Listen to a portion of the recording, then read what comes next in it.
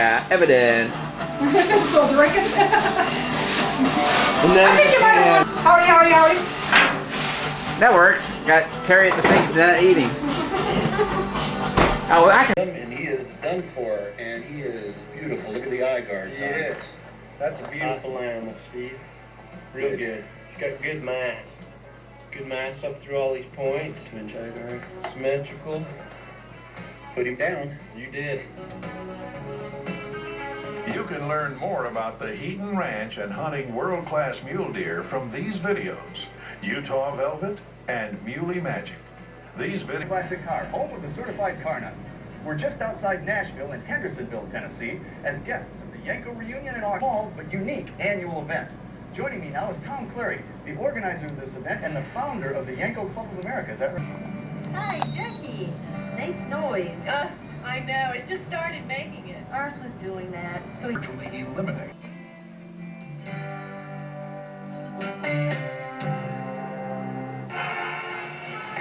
That great. Good, too. Yes. Wow, with 13,000 miles. 13, but that's what? That's 52,000 quarter miles. Yeah, quarter drive. Now, a phase 3, and what made it a phase 3 was in fact the engine. Is The that engine, right. And that was a 454. Yes, this was a bought as a Z28 Motion Original, and Well, excellent. Well, thanks so much for opening up. Green, and it's an automatic. Now, how did that make it? You know, how many of those did they make? 21 automatics. 21 automatics, and of those, how many were Fathom Greens? 7. Wow. So this thing gets very rare as you keep going down to the outside. Gets to get rare. And like all of these babies, under the hood, breathes a 427. Oh yes. Oh yes. Awesome power. Awesome. The most. Yeah. Now this doesn't have the 450 horsepower badging on it. Was that, had they taken that off by the time they got to the Chevelle, or? No, this one's supposed to have it on. I just don't have it on here yet. Ah, I see. So you're sandbagging. Right. Oh no, it's only, it's just a 427. Right. 330 horse. 330.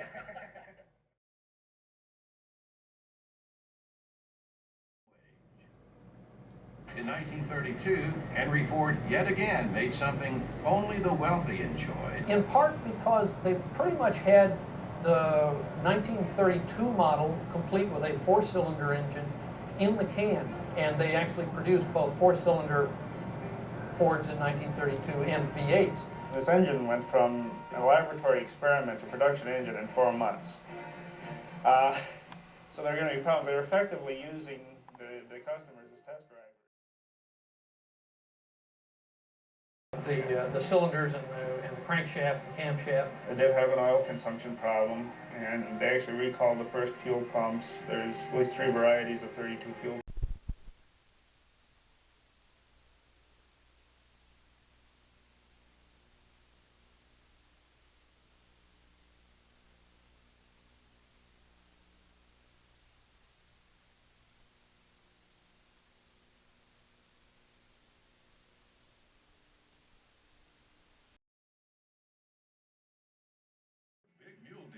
When Remington Country returns.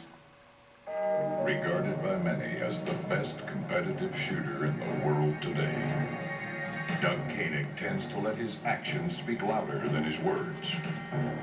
So when fans ask what he gets out of using loophole products, his answer usually goes something like this.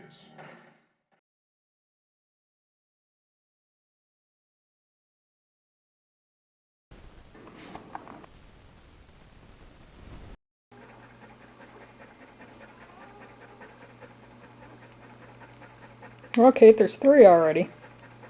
She's panting really hard. She usually doesn't let me see them when they come out. I'll show you the 3 of them. Got them in a basket over here. There's two females and a male. Right there they are. There's 2 of them. Right there. And the other little squealer's over here.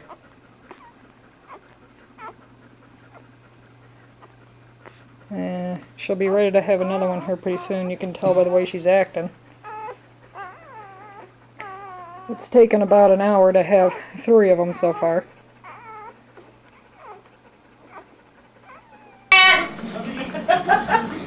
Where is he? You don't want to see it either. He's in his bedroom, isn't he? I don't know. Comes another one, Matt. Where'd he go? I don't know. Just cleaning it up, Kate. This is number 6. Oh, Yeah, it's alive. Yeah, she pulled I don't know if we've got. This looks like a female, Kate. I'm not close enough to check. He's licking. Yep, this is a female. Another female? I think so. Looks like it. Is there any winkies down there, Dad? Yeah. I gotta look. Let's see. Let's see, Chief.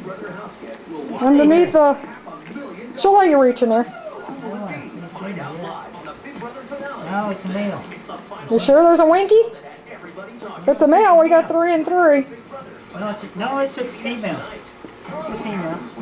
Yeah, it's female. That's a female. That means 4 and 2, Kate. Squeaking. And it's born alive. Let Addie clean it up a little bit, then I'll take care of it. Right now it is noon.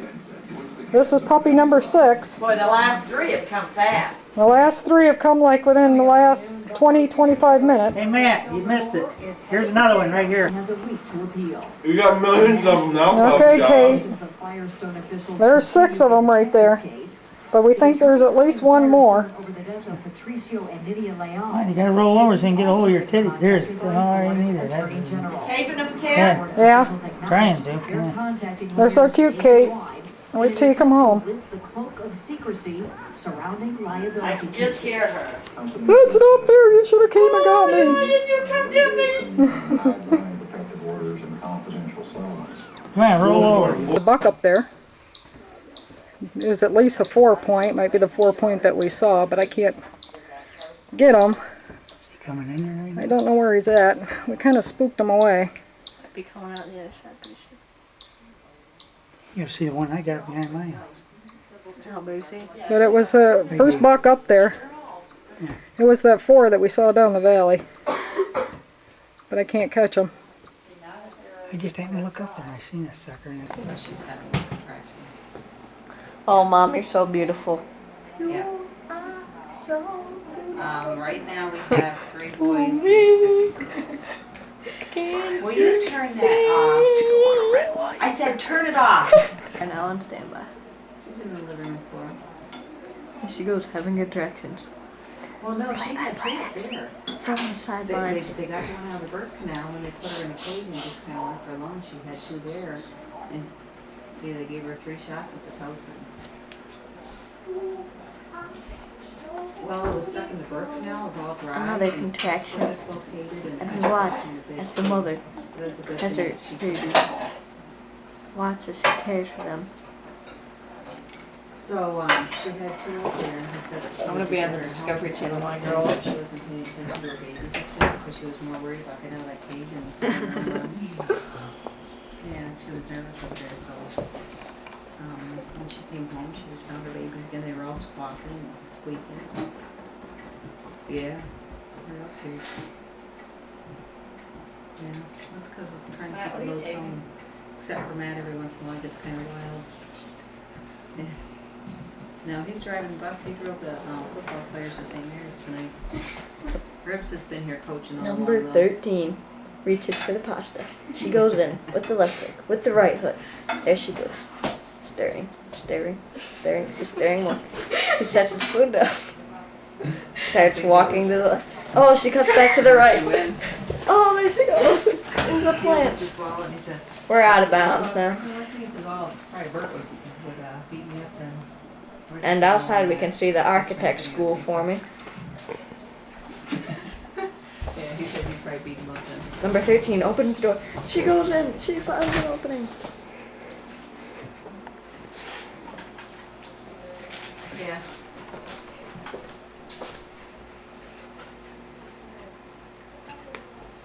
Matt. See how much battery there is. The button that says record.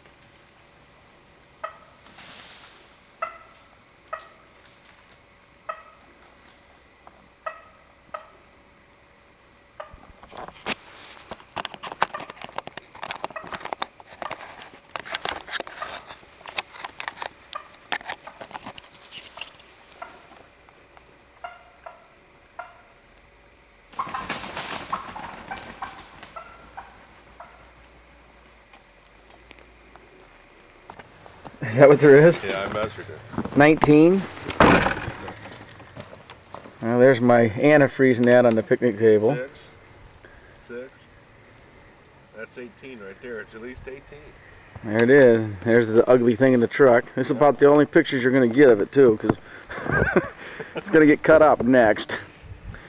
This is how bad the camp looks around here right now. Go come up, take a picture of the top of that car up there. This came all overnight. There was only an inch of snow once we got the moose out of the woods last night at 8 o'clock. Here's a good picture of him. 17-inch spread, Matt Spike. Beat that one. 430 pounds.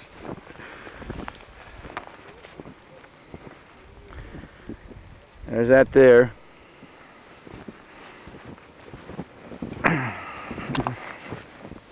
And it's still snowing right now. Here's coming up camp. All the trees are bent over.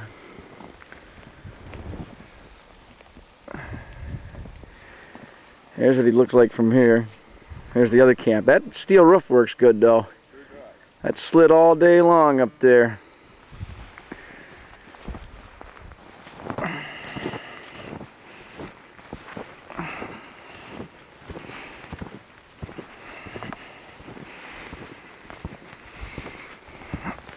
He fills the whole bed of the truck. He is a big one. Not compared to some of the ones we saw though. Couldn't see any cows. Everything we saw was a bull. Well, now we're going to try to get it cut up in that. Maybe we'll get the grill cleaned off and we'll have a couple steaks tonight. Right now it's 9:30 in the morning, Tuesday. The big beard's right there. See the beard on him? Zoom in on that one right there. That's as far as I can zoom, Wayne. Oh, okay, all right.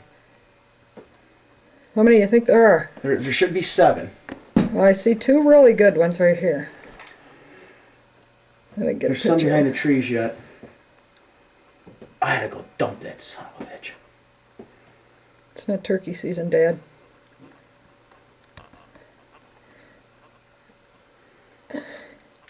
Matt, what's the time, Wayne? 10:15, 10:10? 10:08. There's the big gobbler right there. See him? Coming out? Yep, see him? That's the big one. I don't know if Look at the beard on him. I can't see it very good with this. Let me eat that clover. He's looking right at you right now. He has about an 8-inch beard. We should turn sideways and profile it. It's heavy. Look at him looking up in the air. There, see the other one there? That one coming out right now has about a 3.5-inch beard on it. The one behind him has, oh my God, that other one has like a 6-inch beard. Oh, I see the beard now on this one. Yep. Oh, there's none with a 6-inch beard. Those are all big gobblers. That's a different flock. They're all big gobblers. Wayne, my arm's getting tired. I'm going to turn it off.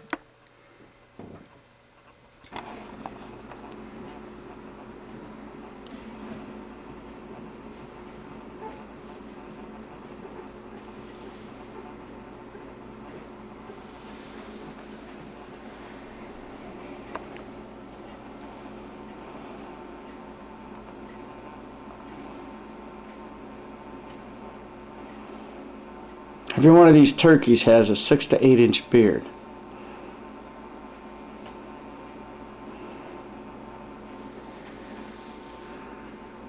See if I can get them better over here. You can see I think you see the beard right there.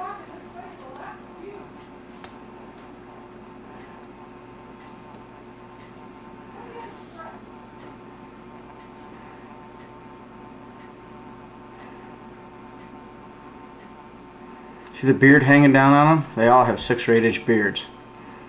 They're all really, really nice birds. They're all about 20-pound gobblers.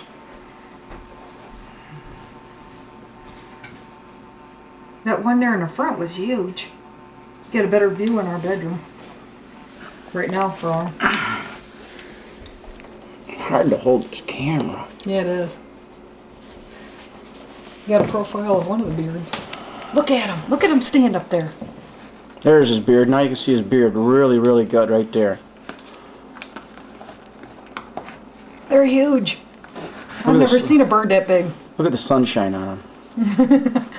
He's standing up there on that thing. They're after the acorns too, aren't they? Yeah. You should go down to the cemetery and rake up that big pile of acorns underneath that one tree. Maybe I will today if I have time. Bring them up in a bucket. There's a huge bunch of them.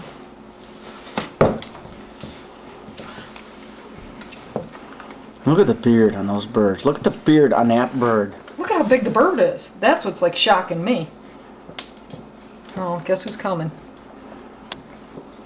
Look at the birdies, Lou. Look at the birdies, Lou. Addie, come here. Come here and look at the birdies. Look at the birdies. Look at the birdies up back. Look at them. See the birdies? See the birdies up there?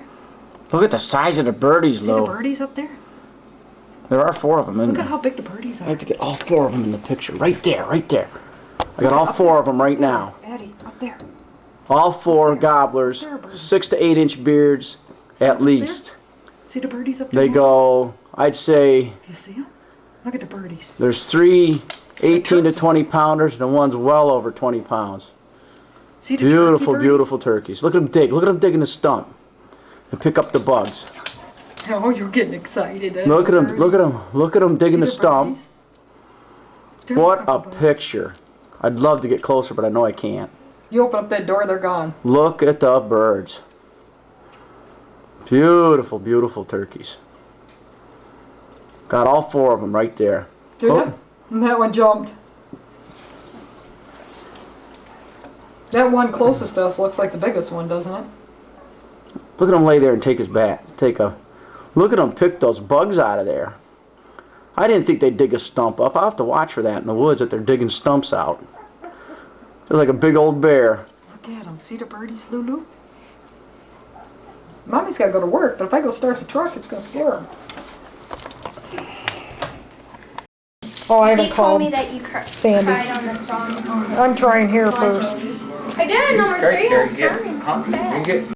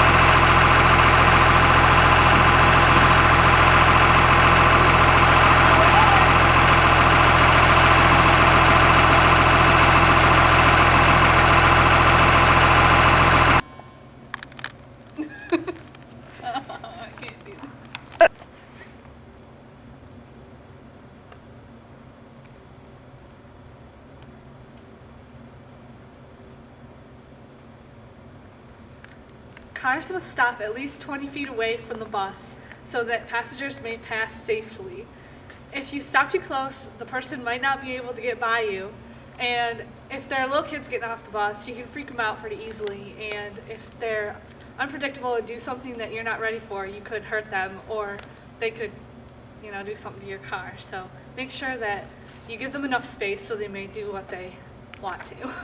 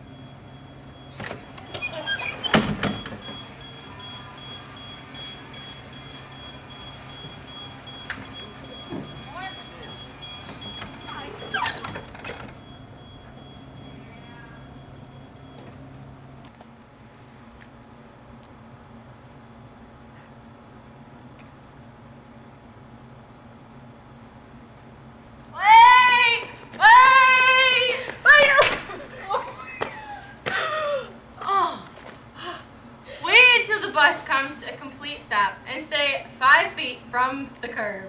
Don't run out in front of a moving bus. The bus driver has a lot to worry about and a lot of weight behind him. You can't count on the fact he'll be able to stop quickly enough or swerve to avoid you. It could result in serious injury or death.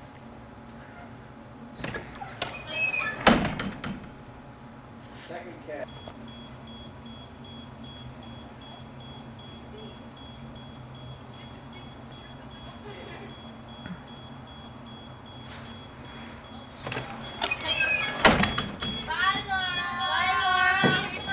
See you later, guys!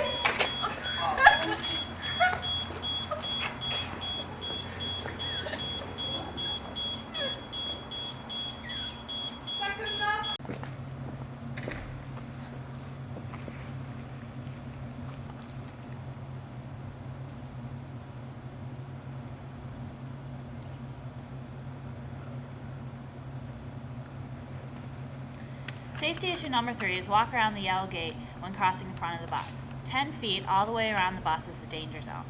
Anything under that and the bus driver can't see you.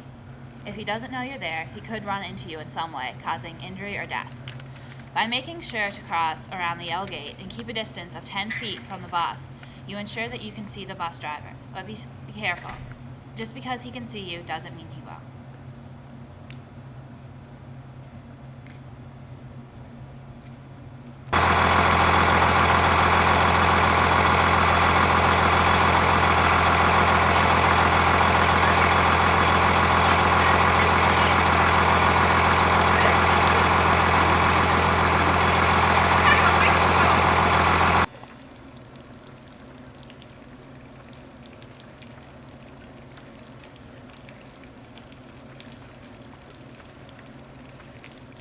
The fourth safety issue is maintain eye contact with the bus driver when crossing.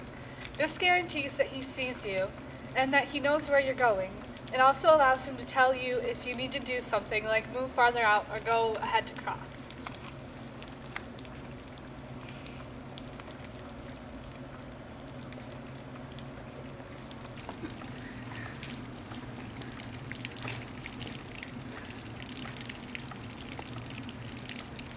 Wow.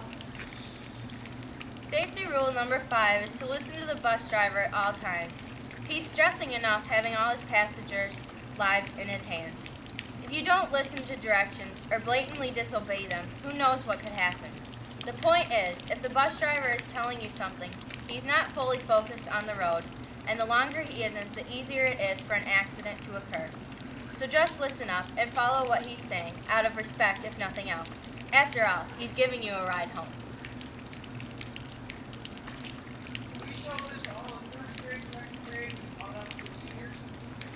Yeah, every year. Look at my mom. I don't know, do we? I hope not. I didn't study. No, neither did I. Do I ever study? No. No. No, that's I not know. too bad. Then it'd be really bad. Yeah, and then we all in trouble. And then Mrs. Deagle yells about the fat guy. Like, "Ah!" Yeah, that happens. Oh, Will you move your stuff out of the freaking way? God! You guys, move your stuff out of the way. It's fine. It's okay, don't worry. We'll move it when we get off.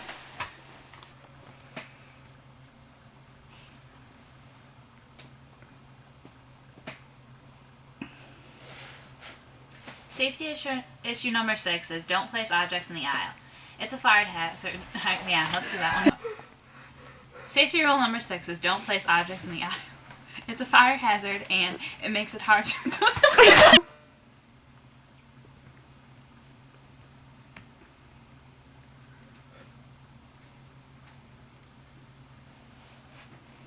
Safety rule number 6 is don't place objects in the aisles. It's a fire hazard and it makes it hard to move around if necessary. Someone could trip over something in the aisle when trying to get off the bus, and that could result in injury. If there's a fire and the aisles are blocked, passengers are going to be trapped and could die. And excess of bags is just fuel to a fire, so it's not helping anyone to have so much stuff that it has to flood the aisles. Try to keep the number of bags you have on the bus to a minimum, or what you can fit under and or in your seat. If the bus has a lower compartment for bags, put everything in that you don't absolutely need so that it keeps the aisles clear. Also, if you have some extra room in or under your seat, offer to take someone else's bags for them if it's a matter of keeping it out of the aisle.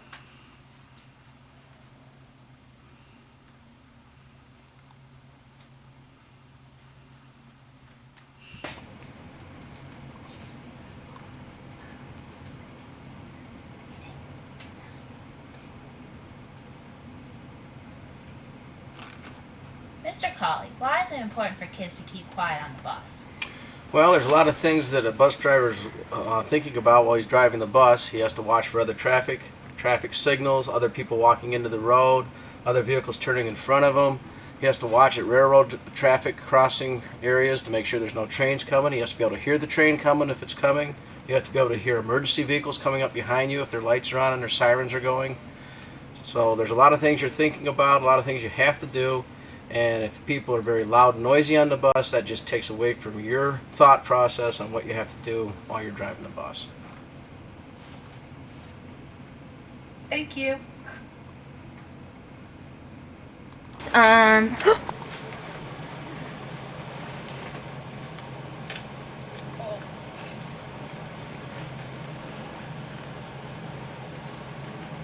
Safety rule number 7. Keep quiet. The bus driver has to deal with inside and outside focuses while driving.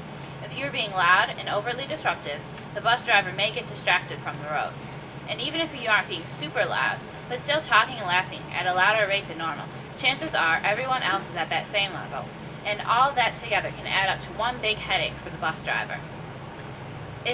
If he has to take his attention from the road to yell at you to be quiet, he could be an accident, not to mention making him mad. So, keep the talking at a low volume so the driver can concentrate on what's important.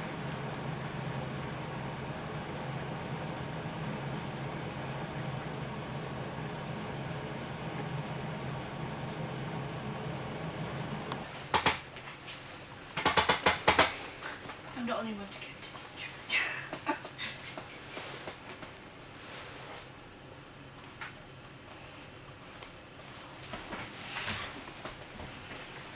Sit down.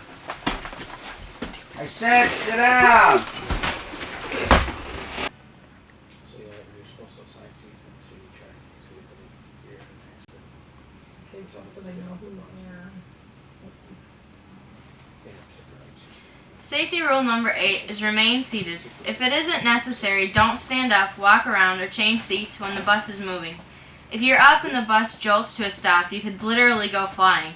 That could cause injury to not only you, but others as well, depending on where you land. Also, if you're standing up on the bus while it's moving and a cop goes by, he could fine you big bucks. So just hang out where you are while the bus is moving and wait to move around until after it stops. If you have something to throw away, pass it instead of getting up or toss it on your way out. And if you can't stand the person you're sitting with, don't talk to them and switch seats when it's safe. Not socializing for a few minutes is worth it if it means you could be hurt.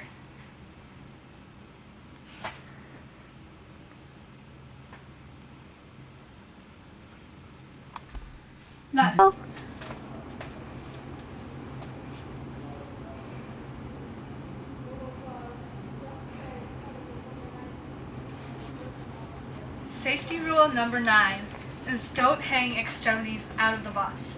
For goodness sakes, this has got to be common sense. Hanging a hand or another body part out of a window can result in serious mangling. One minute you're waving to your friend down the street, and the next you're staring at a bloody stump. It's gross, but true.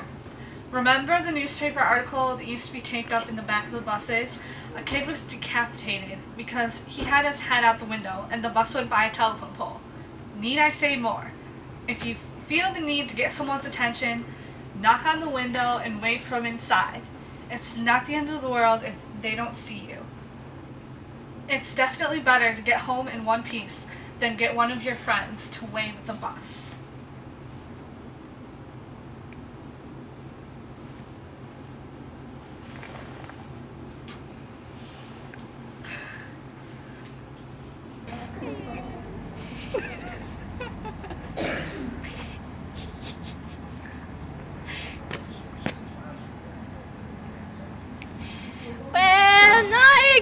likely. Do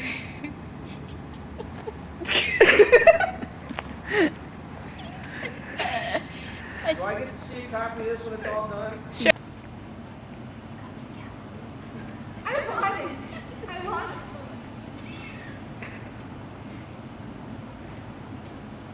Why is it so important to not do horseplay on the bus? Well, for one thing, it's very distracting to the bus driver. If you distract the bus driver, he can no longer do his job correctly. And if you're horseplaying on the bus, if you're not paying attention yourself, if the bus has to come to a sudden stop real quick, you alone can get hurt. Plus, if you throw objects on the bus during horseplay, it's been known that you'll put people's eyes out or hit people and get cut, you'll be bleeding and all that. So horseplay is not a good idea on the bus.